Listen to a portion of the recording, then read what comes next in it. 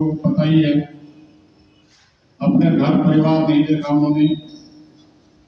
जिस तरह की यातनाएं, जिस तरह की सामाजिक कुरीतियां उन्होंने देखी, बहुत आहत हुआ उनको।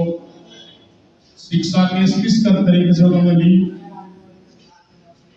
उनके जीवन में किस किसने उसका बाबा साहब का सहयोग किया, किस तरीके से वो आगे पहुंच पाए शिक्षा के लिए।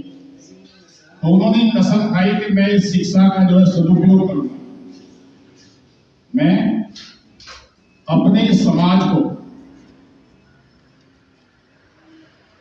कुछ ना कुछ ऐसा दे के जाऊंगा ताकि ये जो गुलामी है, जो ये गुलामी की जंजीरें हैं, इनको मैं काट के जाऊंगा।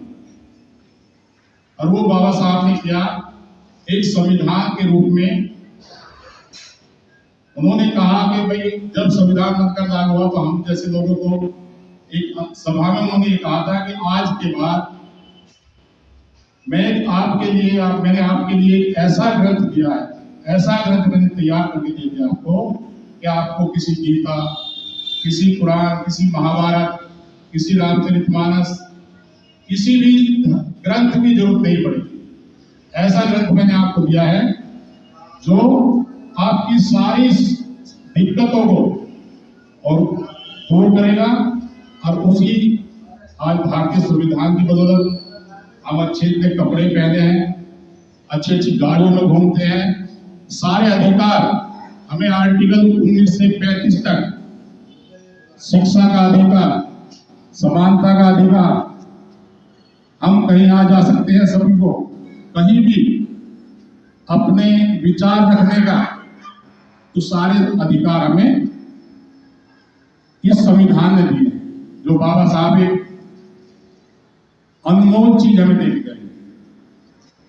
सबसे लंबा, सबसे बड़ा संविधान भारत का संविधान।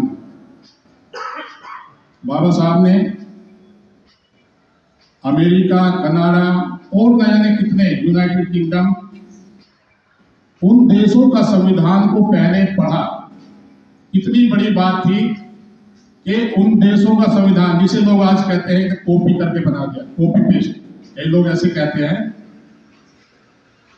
अरे दूसरे तो एक किताब नहीं पढ़ी जाती,